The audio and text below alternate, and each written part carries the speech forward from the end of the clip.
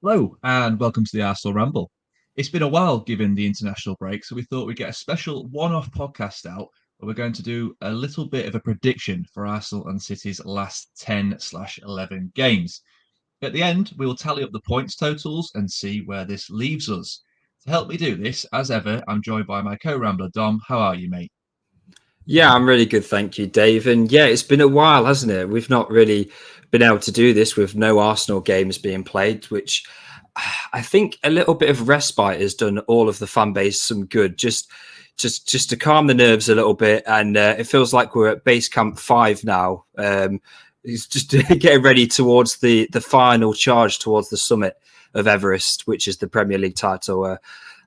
Well, I don't know if you get that analogy or not, but yeah, I'm happy to be back on the mic and joined by you as well. Hmm.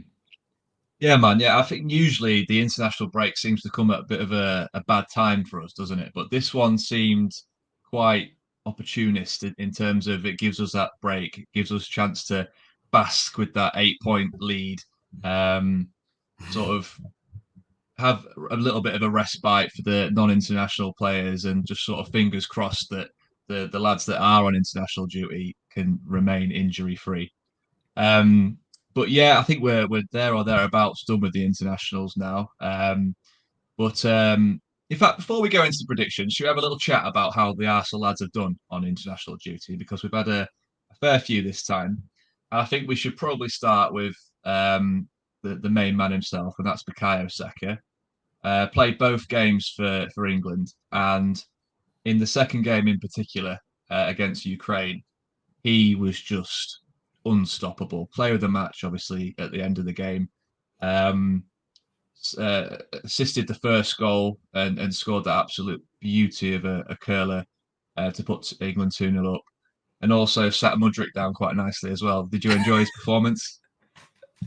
Yeah, I especially enjoyed that picture of the freeze frame of Saka running through whilst Mudrik's on the floor, just looking at him like, "What has just happened? I've been bamboozled." But yeah, it's amazing to see how Saka's progressed, not just for club level but on international level as well. Now, it seems like we all appreciate everything that Saka does, and we have done over the last few seasons, but not as many fans from different supporting teams actually realise that. I think they are this season, but in terms of on the international stage, people are really starting to recognise that he is probably one of the best wingers in the world already, and he's only 21, so he's only going to progress and be even better. And as you say, the assist was an absolute peach of assist, plonked it right onto Kane's area where he could just plonk it in, and yeah, the goal, wow, what a to be honest, that's not the sort of goal that we really associate with Saka. I mean, apart from the goal that he scored against Man United, he's not really tended to have many of these outside the box shots. So it's nice to see that he's got that in his locker and he's able to score all types of goals. But he does really have a wand of a left foot, doesn't he? He does, and just that little body fake as well. I can't remember who the defender was, but he just sent him the wrong way for that little split second, which gave him that little yard of space just to push into. And on his post match interview, he actually said that he knew he was going to shoot before he even got the ball. If he got the ball in that situation, he knew he was going to turn and take the shot on. Yeah, I guess it was a little bit similar to the United one, but I guess that one was just more pure power, wasn't it, in the corner? Mm. This one had that sort of like finessed, dipping, but still really, really powerful top left corner. It was just an absolute peach, wasn't it? So Yeah. happy for him, and he's really, yeah, he's just starting to really show the rest of the world now what quality he has. Yeah, it had hints of Iron Robin cutting in from the right hand side and bending it round the keeper, where everybody knows that that's what he's going to try and do. But there's another problem when you're going to have to try and stop what he's going to do. You know, there's no stopping that. The keeper was nowhere near it. I think it was Mikalenko that he had on toast pretty much all game on the right hand side there, and he's a Premier League proven player, so you know it's not like he's playing against farmers. He's a decent player, and Saka, well, had his pants down in that instance. But yeah, really good to see Saka Saka scoring and assisting on the international stage. And Another one of our boys was in that game. Alexander Zinchenko didn't really have the best game, but that was Ukraine as a whole, to be honest. But it was interesting to see that he actually started the game as a left midfielder. This is a position that we thought that he might be able to play for Arsenal, and he has stepped into that area whilst he's been starting for Arsenal at left back. But really interested to see that, it was actually accounted as a midfielder from the start, wasn't it? Yeah, and I think he's played that position for Ukraine quite often, to be fair. And we kind of do use him in that position. It's just on paper he starts as left back, and that's where he slots in if we need to go back into that traditional back four. But when we're on the front foot, he does tend to play that left central midfield role, which is obviously one of the biggest strengths of this Arsenal team this season. So yeah, it's interesting to see him play there. And like you say, he didn't have the best game, but none of the Ukrainian lads did.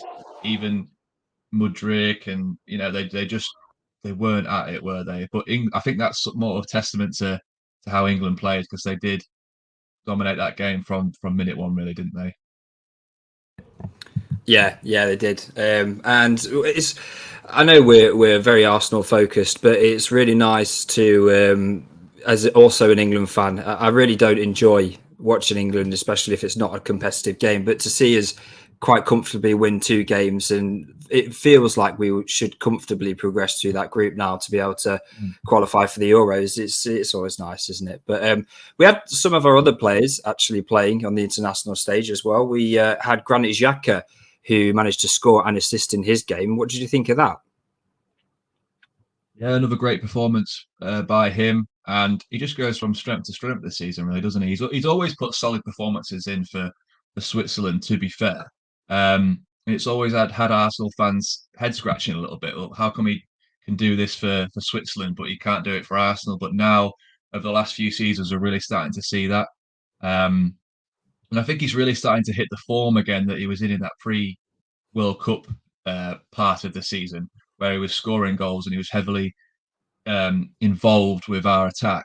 And I think, yeah, we're starting to see that again. That's going to be massive towards these last 10 games, I think.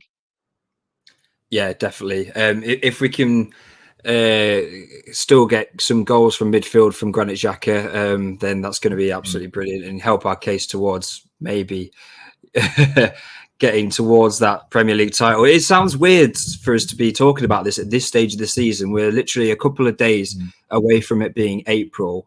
And fingers crossed on April the 1st, it's not all just one big April Fools. We've come on leaps and bounds since last season, and just talking about our players and knowing that we've got goals from all over the pitch, and we're literally sat here looking at a last 10 game prediction between Arsenal and Man City, whilst we have an 8-point lead, 8-point gap of a lead, which, albeit we do have Man City do have a game in hand. However, it's the psychological fact of we're still 8 points clear of them, and we've only got 10 games to go. Yeah, and that game they play on Saturday is the early fixture against Liverpool as well, isn't it?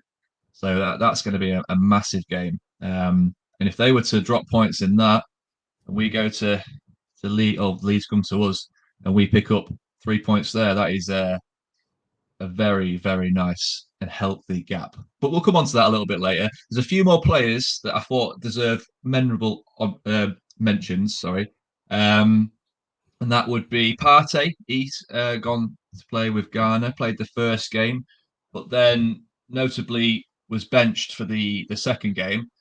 I'm pretty sure that was more just non-injury related. I think he's maybe the Ghana manager knew that he'd played a lot of football recently and his injury record isn't as good as it used to be. So I'm hoping it's just sort of a tactical rest for Partey, and not anything to worry about for us. We also had a debut for Austin Trusty for the USA team, who was part of a 7-1 win. So it's really nice for him, and hopefully that can potentially add a bit of value to him, because it looks like he probably will be moving on in the summer. Yeah. That's really interesting. And going back to that Partey point, I wonder if there's some sort of mutual agreement between Arsenal, Arteta, and the Ghanaian national team, where they say if you injure Thomas Partey, especially at this point of the season, he's never going to be allowed to play for you again. He's going to have some sort of groin injury every single time you have an international fixture. So you better not overplay him. And maybe that might be the case where he played the first game, they did all right, and then he had a good game, and then he was rested for the second. But yeah, I think losing a player like Thomas Partey at this point of the season, it would really be calamitous, wouldn't it? Especially we've got Jorginho, and he comes in, he does a job, but he's just not Thomas Partey. And especially when we have games, as you say, like Liverpool away, Man City away, we've got to play Chelsea still. These aren't easy fixtures, and we need to have our best 11 on paper to be able to go out there and perform and be able to pick up as many points as we physically can to be able to try and get us over the line. But yeah, Austin Trusty, he's a player that I've not really researched too much, to be honest, ever since we signed him. I had a quick look when we did sign him, seeing that he was a USA national player. But apart from that, it doesn't really look like he's going to feature too much in our future plans. I think it might have been a bit of a showbiz signing just for the Cronkies to get another USA player on the books. But I know it's good to see that he's in a 7-1 win. He's obviously doing something right, I guess. Yeah, I think there's some sort of affiliation, isn't there, between the club he came from the American League with in terms of what the Cronkies own that team. I can't remember what team it is. It Orlando? I need to research that properly, but I think there's some sort of link there between ownership with the Cronkies. And yeah, but he definitely looks a player. I think if there's one area in the USA team that needs improving, it probably is that back line. And they've got a few aging players there as well. So I think there's certainly sort of a place for him in that team. And I think he's shown for Birmingham this season that he is a competent defender. So I could see him getting a move to the Premier League potentially. But we'll have to wait and see on that. Another sort of maybe sort of signing that is sort of working the other way around is Declan Rice, and this was someone that we was looking at heavily in the first England game because again he really shone out for me. He's obviously scored the goal and made some really big tackles, especially in the second half when things got a little bit scrappy and England went down to 10 men. So I think he really showed his worth there and what attributes he could bring to this Arsenal team. Was you impressed by him? Oh yeah, well, I'm impressed every time I've seen Declan Rice play. Even this season, when West Ham haven't been performing, he's been that shining light in their team. But yeah, in that game against Italy, it was a bit more of a competitive game rather than the Ukraine game. And yeah, as you say, not just the goal, which he actually finished really well on his left foot. It was not the easiest of finishes, but he managed to put that one away. But it's his work rate and his ability to get back in. I think he made a couple of really good tackles just outside the box when Italy were breaking, which if he mistimes those, then they've got a free kick in a really dangerous area. But he manages to do that, take all the pressure off the team, and then either find a good pass or recycle the ball. And just it's what you want from that kind of box-to-box midfield player. He's got a bit of everything. He's got defensive work, incredible passing ability. He's good on the ball as well. He's got decent movement. And then, as you say, he can get into the box, he can finish and add some more goals to the team. So, yeah, if we were able to get Declan Rice in the summer, what a bolster that would be to our midfield. It does, I do ponder on whether he would come in the team for maybe Xhaka or if he would be an understudy to Partey. But there's plenty of games to be played next season, especially if I say if we get Champions League football. It seems pretty much nailed on now, doesn't it, that we're going to get Champions League football. I think we're safe to be able to start talking about the Champions League. So there's going to be a lot of games for him to integrate into the team. So, yeah, hopefully we're able to get Rice. Another player who, not in the England team, who plays for Arsenal, Odegaard. Now, did you see this controversial decision that happened in the Norway-Spain game, where he had a shot on goal in the penalty area, and then Rodri, of all people, Rodri, he came flying in, and he studs up tackle on Odegaard after he'd already shot the ball, and should be a stonewall penalty, but it wasn't given. I don't know how that wasn't given. But yeah, you're right. Studs were proper up, and it makes you think, was that a little bit intentional? I think it probably was. He's the sort of player that's got that nasty streak in him, hasn't he? I don't think Odegaard was too impressed after the game. But luckily, it doesn't look as if he sustained any injury. So again, that would be a massive loss to this Arsenal team. And to be honest, any of our starting 11, you look at, if Ben White were to be missing any games, if Ramsdale were to miss any games, they're all just so key, aren't they? So this final last 10 games for Arsenal, it's so key that we can keep everybody fit.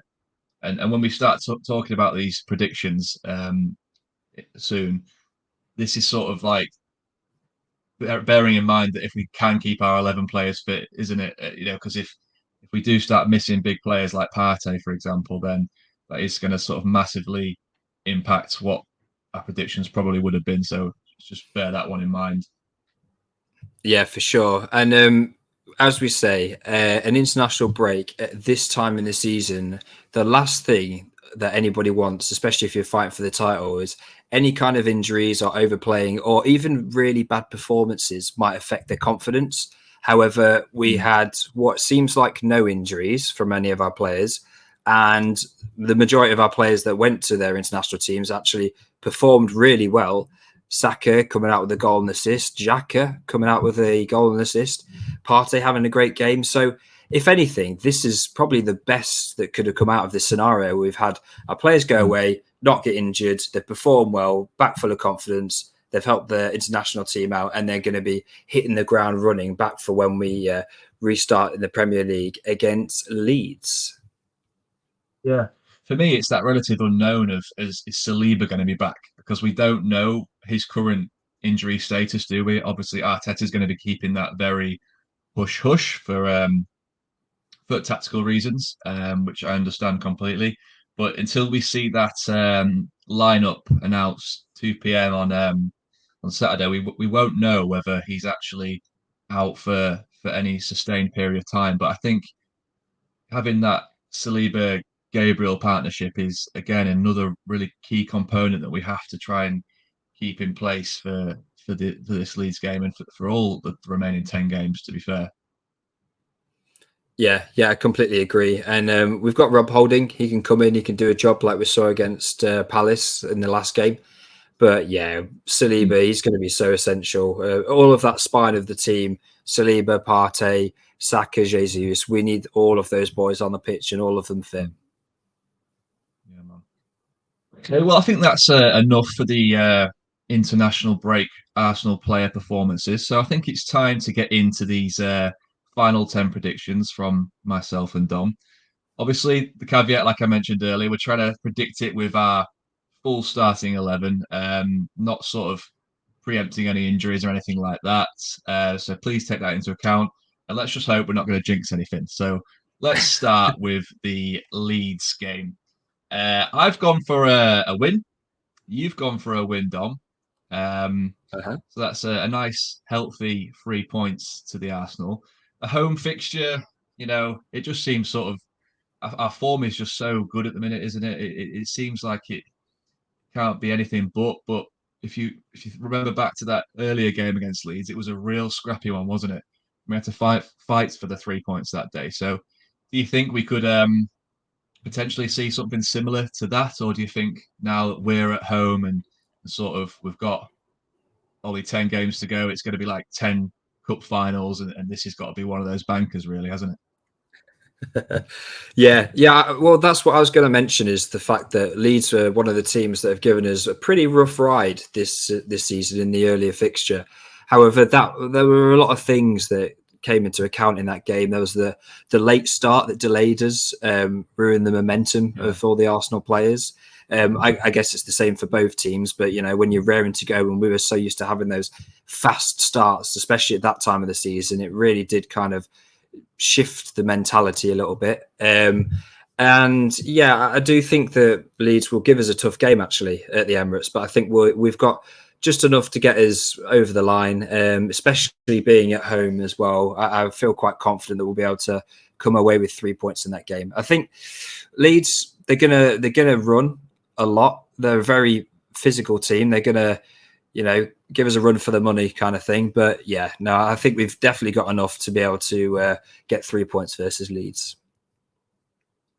Yeah, I've also seen that they may have a couple of injuries that they may have sort of suffered from international duty. Number one being Notto for Italy, who has been one of their standout players this season, hasn't he? Or since January, I should say. So that could also benefit us. But I think regardless of any injuries or anything like that, I think a home fixture against Leeds, this has got to be a 3 points to the Arsenal. Okay, so moving on to prediction to Manchester City, Liverpool. So City are obviously at home for this one. Like we said earlier, this could be a real key moment in the table because a Liverpool win here would really, really sort of put that psychological dent into Man City. I've gone with a loss for City. I actually think Liverpool might get something out of this. Their form's started to pick up slightly. Um, they've obviously had this historic battle for the last few seasons, and I think I could just feel Liverpool doing something this one. It's hard to put my finger on why, but I've just got a funny feeling that they might do it. And you've gone with a draw. Yeah. Yeah, I've gone with a draw. Only reason being that Manchester City are at home, so I don't think they're going to get beaten. However, I think they're going to draw just because Liverpool they've not really got their eggs in any other baskets now this season. They're fighting for top four, which they've clawed their way. Fair play to them, all the way back up the table to be in contention for the top four. And they're going to be against, as you say, one of their rivals over the last season. They're really going to want to put one over on them to say, look, we had a bit of a blip, but we are back and we're going to be a worrying force next season, which I think they will be. I think Liverpool are going to be back at the top of the table or there or thereabouts next season. If we're still fighting next season for the title as well, we're going to have to be contending with the likes of Liverpool. So, yeah, for me, I think they're going to draw. I think it's going to be a bit of a scrappy game, but yeah, I think the points will be shared in that one. Well, it's a good point about the table actually, because they're sat on 42 points in sixth, having played 26 games. Newcastle are only on 47, so that's fairly within reach.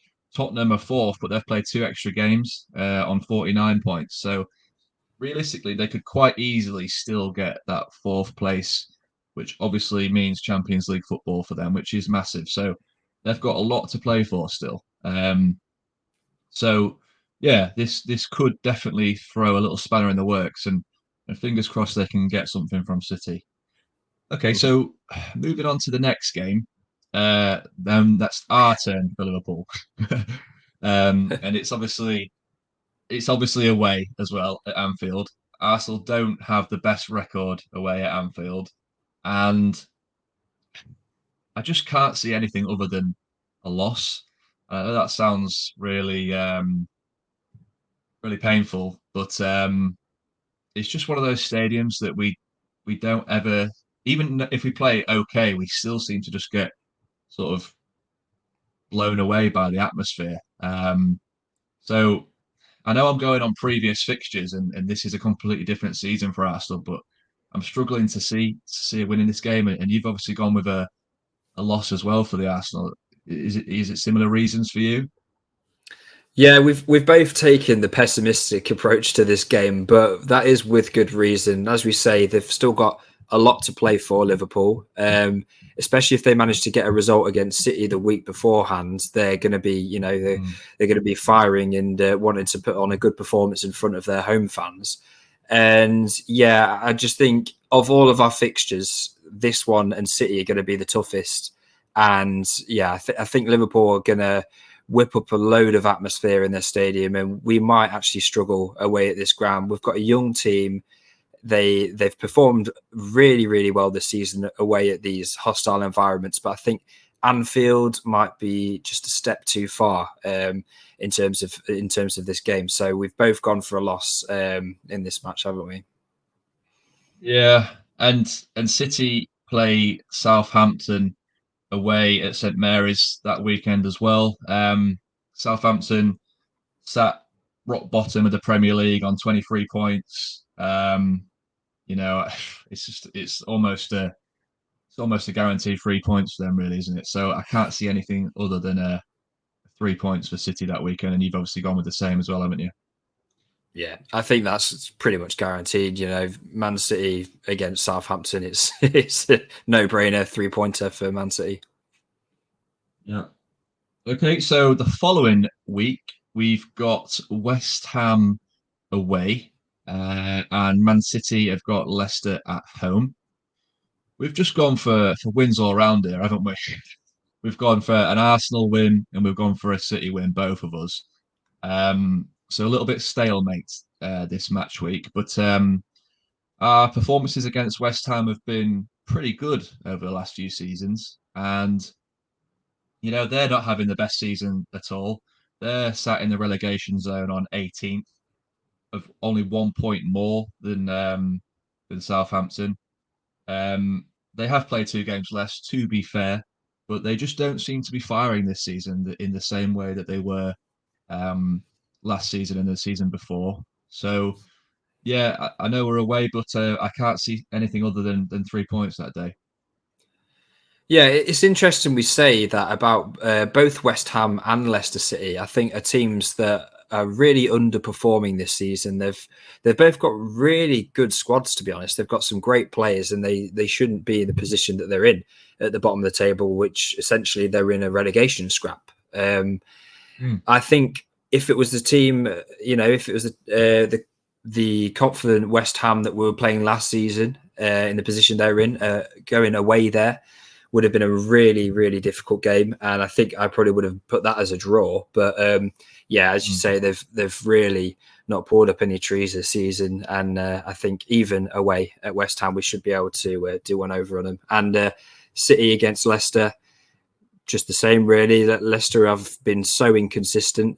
I think of the 2 games, Leicester may be capable of pulling something out of the bag, but I just can't see anything other than a Man City win, to be honest, in that game as well.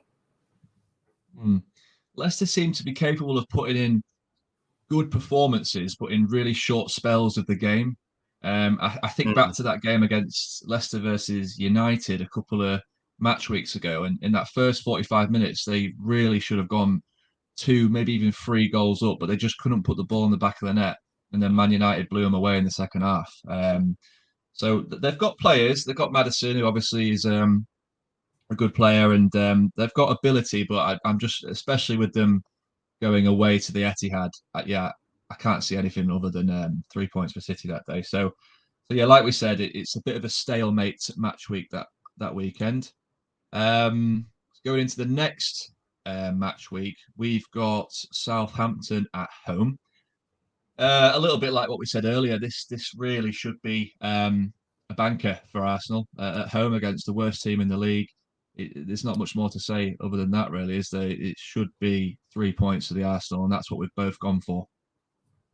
Yeah, top versus bottom. You're playing at home. If it's anything other than a win, then you really got question marks over the game, haven't you? But yeah, we should be bringing home the 3 points in that game. And we've also got Brighton against Manchester City in the same match week, which we've also gone for a Manchester City win in that game. I think Brighton, they've played quite well this season.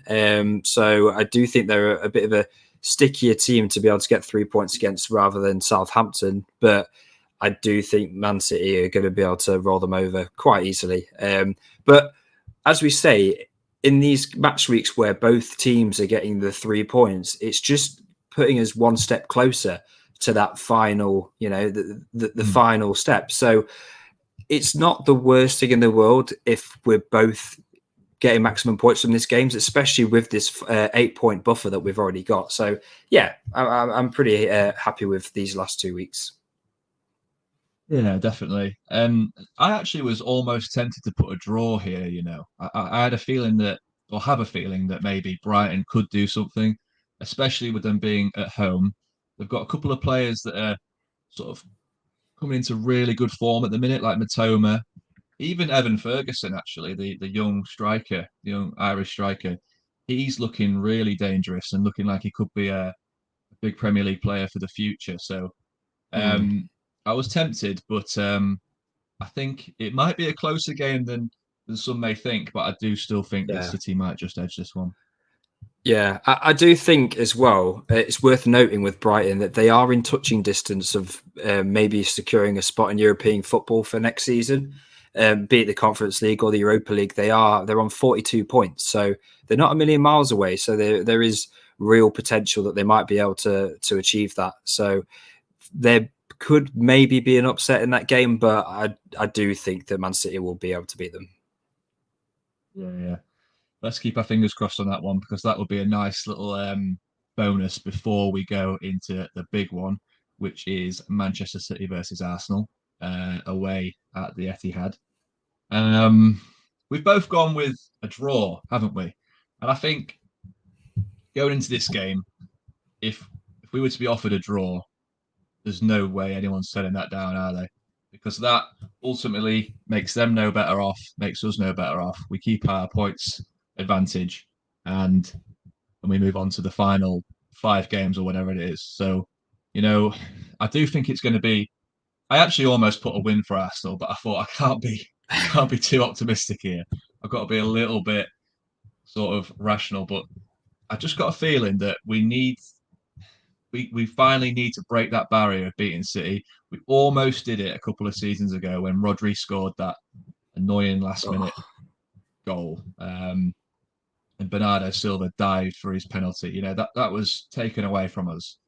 And we absolutely outplayed in that game. And even the games this season, we're talking about the 1-0 loss in the Carabao, or was it the FA Cup? I can't quite remember. That was a close game. We didn't play the strongest team. We still matched them pretty well, I think. And even the 3-1 loss in the season, it was a closer game than a 3-1. We made some mistakes in that game, and I think if we can get a fully fit 11 with Partey, Jesus, Ben White on, I think we can maybe do something. But I've gone sort of cautious with a draw. Yeah. Well, this is definitely the biggest blockbuster fixture that we've got in the last 10. Away to Manchester City is probably the hardest game that any team can play. And, it's the top 2 teams that are fighting for the league. But I do think one thing that might come to Arsenal's detriment is the fact that you're going to be looking at this game as a must not lose rather than a let's try and win sort of game. So I don't know if we might maybe set up in a quite a defensive mindset so that we don't actually concede too many chances, which unfortunately means we might not be able to create too many chances at the other end of the pitch. So I do think we're going to go for this must not lose approach, which if we don't lose, then brilliant. We've shared the points. It's another game gone, and then we can just try and perform better than Man City in the few games that we've got remaining, and then that's it. The title's ours. But yeah, I think depending on our points tallies when we get to this fixture, it really is essential that we do not lose this game because if there's only a 5-point gap, let's say if Man City win the game in hand, if there's only a 5-point gap and we get to this game and they beat us and then it becomes a 2-point gap, then in any match week we're going to be more tentative in our play, which is really against everything that we've built on this season. We've played brave. We've been able to put teams to the sword and score 2-3 goals in the first half, kind of thing, and really overcommit sometimes. So hopefully we can get over the line, and we're not in a position where we're then potentially bottling the league in the last few games. Yeah, yeah, I'm the same as you. I don't want to be going into that game thinking of a defensive mindset because I'm not sure we've got that in us yet. I think one of the biggest improvements this season is the fact that when we go 1-0 up, we're looking for the second. When we go 2-0 up, we're looking for the third. That's so different from when we were going 1-0 up and trying to then just get holding on and hold out a game from half time. It didn't work, did it? Well, it did sometimes, but often it didn't. And I'm not sure we should be thinking like that. But like you say, it really does depend on where we are in the table at this point. If we're sort of within 3 points, and they're looking at it as a must win because then they go top. Again, sort of depending on goal difference and whatnot. But yeah, it makes me nervous just thinking about it. Um, let's move on to the next one because I'm not sure my nerves can take it anymore. And that is another big game. It's Arsenal versus Chelsea. Arsenal at home. Obviously, we've already won at Stamford Bridge this season for this third season in a row. So that's got to make the players confident, in my opinion. I think Chelsea don't look anywhere near as good as they could be or should be. I think they've got a massive squad, an overinflated squad, and I think it's really affecting the sort of morale and sort of the team performances. Even some of their homegrown lads like Mason Mount, they're not happy, are they? And I know this is probably another month or so away, so a lot of things can change in that time. But if it were now, I think we'd win, and that's why I've gone with a win for Arsenal, a plus 3 pointer. You've gone with a draw, Dom. Yeah. So I've gone for a draw just because I don't think it's likely we're going to be doing the double over Chelsea this season. I know they've not had the best season. However, they're sat in 10th place, rightly or wrongly. They've not performed well, but they sit only 4 points behind Liverpool, who we've said are really staking a claim to be able to get in the top four this season. So if Chelsea are going to actually be able to grasp anything from this league campaign, they're going to want to have a really strong finish towards the end of the season and pick up as many points as possible. So I do think Chelsea are going to come and they're going to try and at least get a point from this game. So I think they're going to set up quite negatively and be really tough to break down. And I think we might actually struggle to score against Chelsea. So I think it might be a bit of like a 0-0 kind of board draw where they're trying to gather as many points as possible to mount a charge towards European football for next season. Yeah, I hear what you're saying.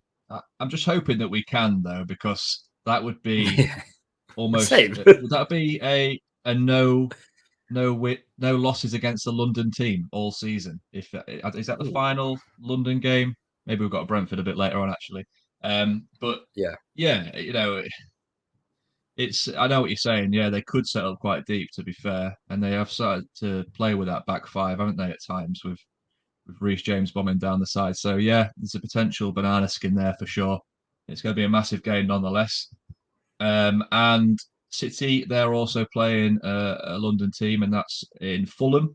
But although they're sitting fairly nicely in ninth in the Premier League table at the minute on 39 points, I do think this is going to be another 3 points for City. And you think the same as well? Yeah, I think the same as well. I think we saw when we played Fulham that they're not quite of the quality of the teams near the top, even though the points difference in their league position doesn't say too much otherwise. They're not quite there in terms of being able to compete with the big boys. So I do think that Fulham might struggle against City, and even though they're playing at home, I do think City will be able to get the win in that game and keep the pressure on us. Yeah. Okay, so now we've got another tricky fixture. This is the third in a row, really, with City, Chelsea, now Newcastle away at St James's Park. This is the dreaded sort of period we've all been waiting for, isn't it? So um, you've gone with a draw. Um, we had a tough game against them last season, and it was sort of one of the worst games of the season. It sticks out to me massively. Um, a game that we just bottled, would you say? We just didn't turn up, did we? Um, and I am sort of having flashbacks to that game, but part of me thinks that Newcastle have dropped off a little bit in recent months, and there may be a potential to get something from this game, especially if they have got these injuries. I know they've got a few injuries at the minute. If they can't seem to get their key players fit, like Bruno Guimaraes, for example, it could be a real potential there to get a win. But yeah, so I've gone with a plus 3 points, an optimistic 3 points. You've gone with a draw. Yeah, I've gone for a draw just because, yes, Newcastle, they have dropped off in form more recently. But as we saw when they came to Arsenal, they do set up really negatively, which is something that we've really struggled to break down this season. I think one silver lining for that fact is that we should probably have Jesus back well, Jesus still playing, back up and running kind of thing for that game, because that's what we're missing when we played them in January. That sort of creative enigma around the edge of their penalty box, which Nketiah wasn't really able to replicate. So I do think we'll be able to create more chances in that fixture. But I think with us playing them and being away from home, we're going up to Newcastle, and I can't see us getting a win in that game, and it does frustrate me a little bit. But yeah, I think they're going to play for the draw, and I think they're going to get it. Yeah, it also kind of depends on the previous fixtures in that City and Chelsea game, I think, as well, because if we've won both of them games, hypothetically, confidence is going to be sky high, isn't it? And we'll be going into this game thinking we're winning this. But if say we don't pick up any points in those games, we're going to be coming into this game psychologically hurt. And I think a lot of it will depend on what happens previously. I know that sounds sort of obvious to say, but it does become a bit of a psychological battle when it's this close to the end of the season, and you're constantly sort of looking over your shoulder at what the other teams are doing. But yeah, it's a big game nonetheless. City have got West Ham that weekend, and I think it's sort of similar vibes to what we were saying earlier. West Ham, like we said, are in the relegation zone, not playing the best football at the minute. We've just gone with a clear win for City, haven't we? Both of us. Yeah, it does actually strike me that we're this far into our last 10 games, and it just seems like City have got so many easy 3-pointers, and then we're coming up with against these really difficult teams. So it is going to be such an essential running for us to try and pick up as many points as possible. But that's why we've got that buffer to be able to try and kick Man City down and try and get over the line. But yeah, I do think Man City will quite easily beat West Ham, just reiterating what we said earlier.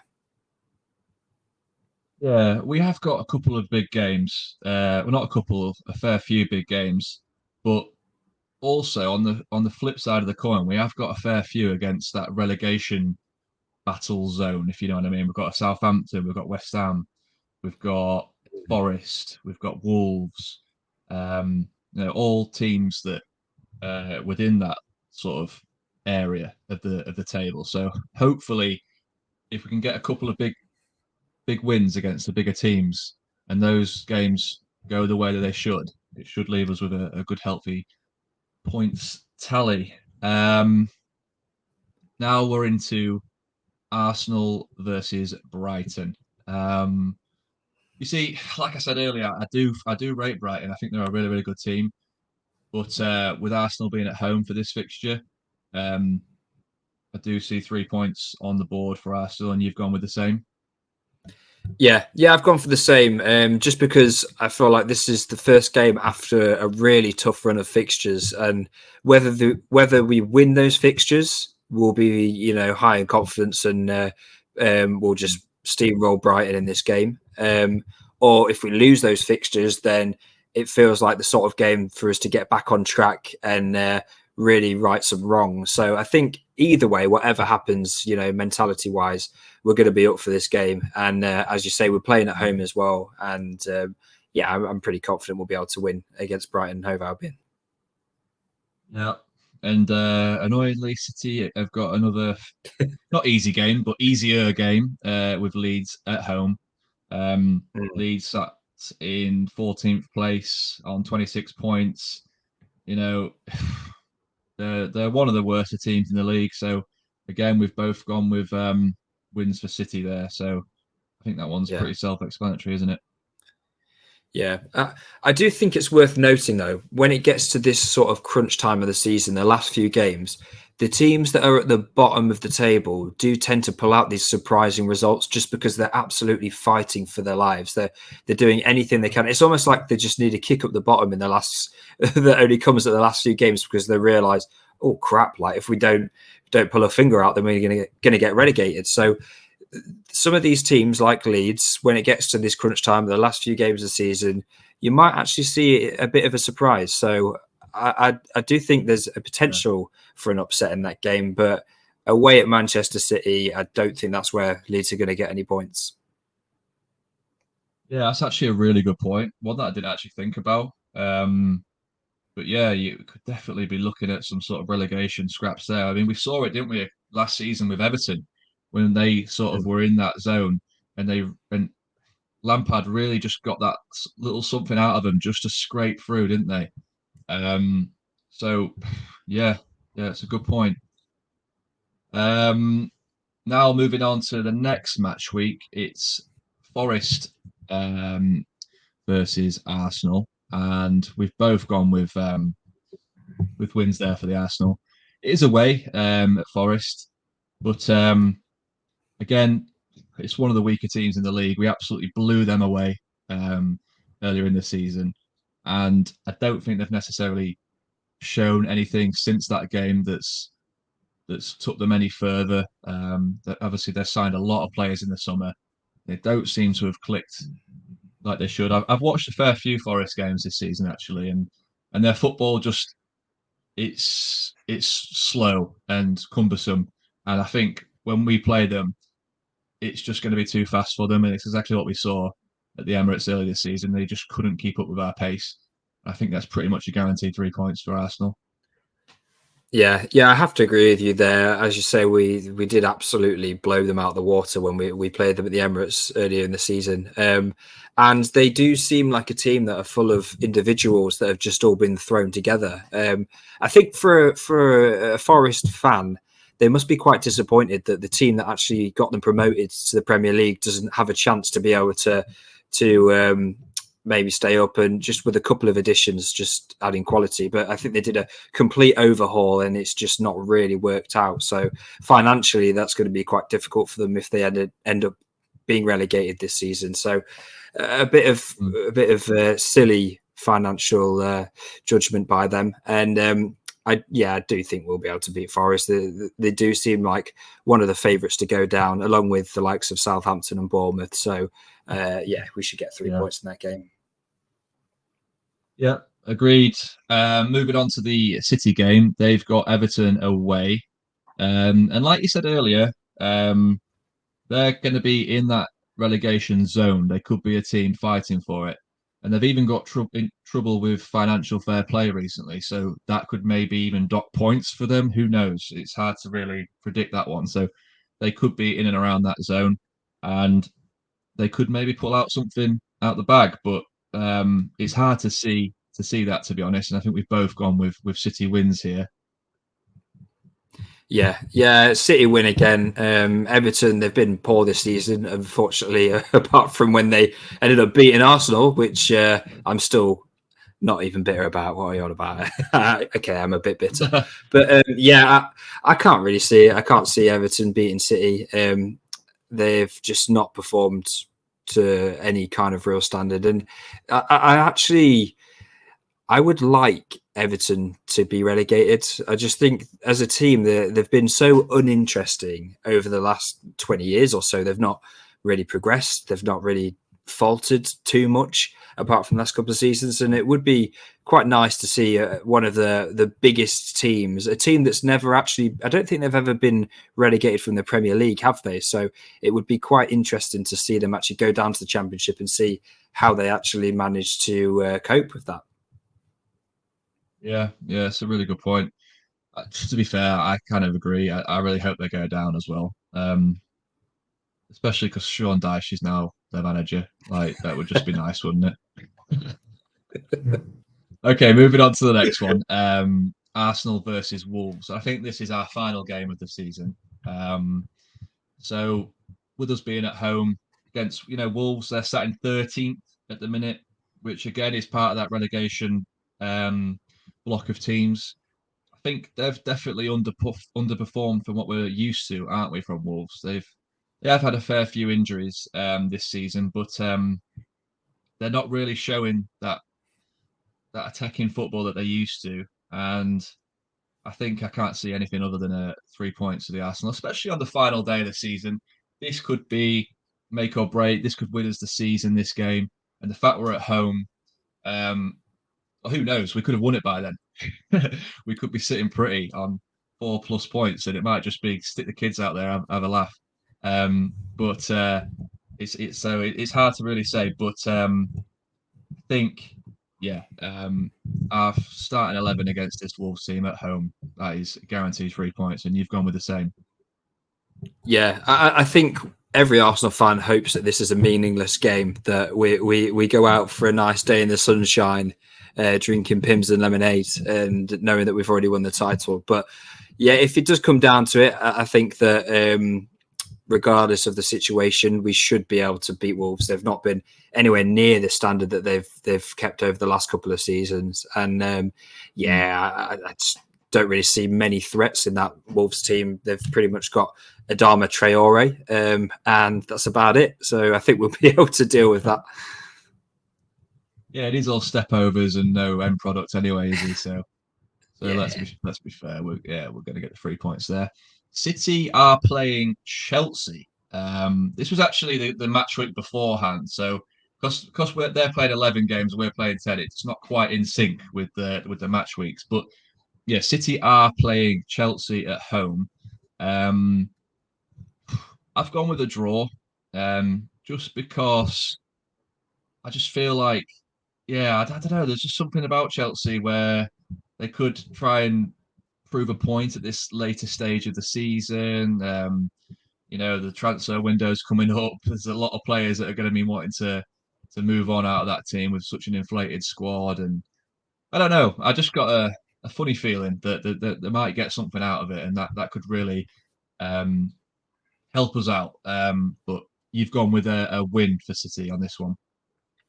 Yeah, I think that's quite similar to the outlook that I had for Chelsea playing Arsenal, isn't it? That they're going to be fighting towards something, so they might be able to take points. But I don't think they're going to take points off both us and City. So for this one, it was pretty much like a flip of the coin. I think they're going to take points off us and not City, especially if we're coming down to the final few games and it's still neck and neck for the title. I think City are going to really, really, put all of the stops out to be able to try and win it. So, and they're at home as well. So I do think City are going to come away with 3 points in this game. Yeah, I can see that. Another interesting point as well that we haven't really factored in is the fact that City are still playing in the Champions League. So a lot of these fixtures will be sandwiched in between lengthy trips away to wherever they're going, So there could be some heavy fatigue in some of their players. There could be injuries. This could all play within Arsenal's hands and benefit us massively. So Yeah, that's one other element to consider.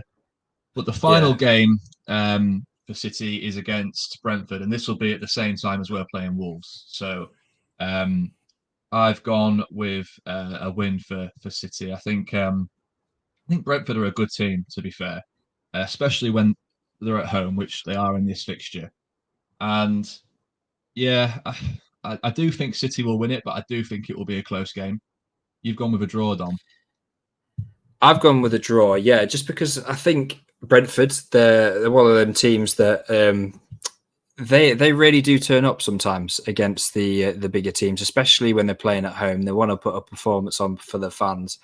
I think Brentford will be kind of dry and clear of any relegation battle or even Europe. I don't think they're going to be anywhere near either of those two things at this point of the season. So I think there'll be no pressure on them. And when there's no pressure to perform, sometimes you play quite well. So I do think that Brentford will they'll be having a nice day out really against City. Wanted to what to maybe put on a performance for fans before the summer break going into next season. So I think they might be able to take a point from the game, and I will be really happy if they do that. Yeah, bloody hell, you're right. Especially if it comes down to that final match week. And my God, if it does come to that final match week where we're all playing at the same time and we're flicking between channels, who's scored and what? Oh God, that's just going to be absolutely tense, isn't it? I don't think my heart can take it, to be honest. But If the let's just hope that it's all done and dusted before then. Oh yeah, fingers crossed the Brentford Bees can leave a sting in Manchester City's tail so that we are able to win it in true, is it 2013 style that they had the Aguero moment? That would be unbelievable to see one of our boys recreate that kind of moment. That would be... Actually, no, let's have it wrapped up, signed, sealed and delivered 3 weeks before, please. I'd rather that, just for the heart, you know. Right, that's it. That's all the fixtures all predicted. Let's hope we haven't jinxed anything, but it's time to tot everything up to see where that leaves. Leaves the Arsenal basically.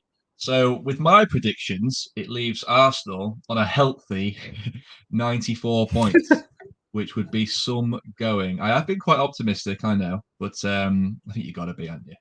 And Man City, I've predicted them to be on 86 points. So we've won the league, Yeah. in my eyes. Dom has gone for Arsenal on 90 points, so just 4 points less than my prediction. And Man City on 88 points, just 2 points behind. So that's both Arsenal win the league in our eyes and our predictions. We've done it. We've done it, lads. Oh God, yeah. I really hope that it does happen. And one thing that I would like to just point out is the fact that I was looking at our games from more of a pessimistic approach, just, you know, sort of being realistic, chucking in a few draws here and there, and even the loss against Liverpool at Anfield and things like that. And Man City, I pretty much, apart from 1 or 2, gave them wins in majority of their games. So to see that in the last 10 games, if we're not picking up maximum points, but City are picking up as many as they can, and we still end up winning the league, then that really does give me high hopes because, as we say, we could end up overperforming and blowing them out the water and even finishing with a higher points tally. But the one thing that we need to just make sure we avoid is just going into a little rut like we did in February, sorry, because that would be so detrimental to the whole of the last run. And if we end up getting unstuck at Liverpool and losing the game at Man City, that's when we can start to head to panic stations and worry about the chance for the title. Yeah. And you know what? When we first thought about doing this prediction podcast, part of me was a bit like, oh, I don't know if I dare do it because it's just going to put it all into like reality, basically, and scare the living hell out of me. But having seen the fixtures and the predictions, and I don't think, yes, I've maybe been a bit optimistic and you've maybe been a little bit pessimistic, but if you go somewhere in the middle, that basically leaves us on 92 and City on 87. You know, we're still looking at healthy numbers if we went in somewhere in between me and you. And it's actually made me a lot more optimistic having seen the running. And yeah, like you just said, you've given City a lot of wins, and they're still sort of struggling to match what we probably are looking to do. So yeah, it's really made me think we can do this. You know. Yeah. And one thing that, like a little side note, it would be incredible just to see us break that 90-point mark because I don't know if have we ever done that. I'm not sure if we've ever broke 90 points or not, but it's definitely a long time since we have, if we have done that. And that's an incredible points tally to be able to get in the Premier League, especially over the last few seasons. You have these mega, incredible teams like Man City and Liverpool who've been able to break that kind of barrier, but no team has really been able to replicate that for a very long time. So it really puts us in the echelon with these massive teams, and if we end up bolstering the summer and getting players like Declan Rice, then why could we not go and then challenge for maybe the Champions League if we're riding alongside these massive teams, the biggest teams in the Premier League? Then we have every right to be able to go for that next season. So we've got a lot of things to look forward to as Arsenal fans, and fingers crossed we can get ourselves over the line and our predictions are correct. Yeah, you're so true, actually, because I think sometimes we're getting so focused on this Premier League title that we forget to just look at where we are right now. We're so far ahead of where we thought we would be, and there's no way we're not getting Champions League now. So that in itself is massive. It means we can now start to attract the players that we've always hoped to attract. And we've been lucky. We've been able to sign players like Jesus and Zinchenko last year, despite not having Champions League football. And that's just because we've got an amazing manager that's able to attract these sort of players.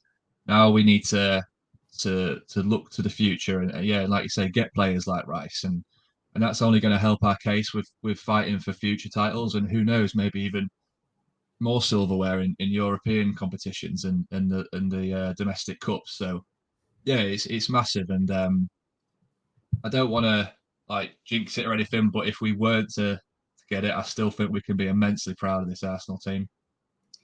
Yeah, I think we can all give ourselves a pat on the back. The supporters, the whole club, the recruitment, every player on the pitch giving it 110%. Mikel Arteta, who's just had his 41st birthday. Happy birthday, Mikel Arteta, if you're watching. I know you are. I think we can all be really proud of the improvements that we've been able to make over this season. We're nowhere near the expectation that we set out for ourselves. It was the target was to get Champions League after being really disappointed last season by failing in the last couple of games. However, this season we're sitting in March and it looks like we've already qualified pretty much for the Champions League. So we've come on leaps and bounds of what our initial target was this season. And if we could go a step further and bring home the title, then so be it. And I will be at the Emirates with my top off, having a party in the sunshine. Definitely. Okay, is there anything else you want to add before we end the podcast there? No, I can't think of anything. Can you? No, I think that's everything for today. We've just hit the hour mark, so that's a good time to end it for today. We have got a game, obviously, against Leeds at the Emirates in 5 days' time. That's a 3:00 kickoff. So we'll hopefully get a podcast out for you after the game. So please tune in for then. If you want to follow us on Twitter, our handle is @ArsenalRamble_. Until next time, take care. Take care.